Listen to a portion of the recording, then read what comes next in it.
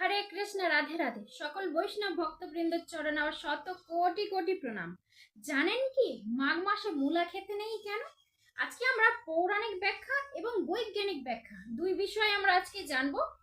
তো দেখুন, মাতৃহত্যার পাপ মোচন করার উদ্দেশ্যে পরশুরাম শ্রী দেবাদিদেব মহাদেবের সাথে দেখা করার উদ্দেশ্যে গিয়েছিলেন। সেখানে গৌরী নন্দন গণেশের সাথে দেখা হয়েছিল এবং তিনি বললেন, আমার পিতা এখন গভীর ধ্যানে মগ্ন, এখন দেখা করা তার সত্ত্বে সম্ভব নয়।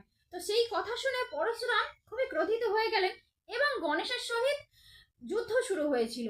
তো এই যুদ্ধ অনেকক্ষণ চলার পর তো পরশুরামের একটি অস্ত্র গণেশের দাঁতে লেগে খানিকটা দাঁত ভেঙে যায়। তো সেই দাঁত থেকেই মূলার জন্ম হয়েছিল। বহুকাল পরে সেই ভাঙা দাঁত দিয়েও মহাভারত লেখা হয়েছিল। যেহেতু মাঘ মাসে গণেশের ভাঙা দাঁত থেকে মূলার জন্ম হয়েছিল, তো সেই জন্য মাঘ মাসে মূলা খেতে নেই। এবং বৈজ্ঞানিক ব্যাখ্যা হিসেবে বলা হয় যে মাঘ মাসে মূলার মধ্যে এক প্রকার জীবাণু দেখা যায়, তো সেটি মানব দেহের কল্যাণ খুবই ক্ষতিকর, সেই জন্য মূলা খেতে বারণ করা হয়।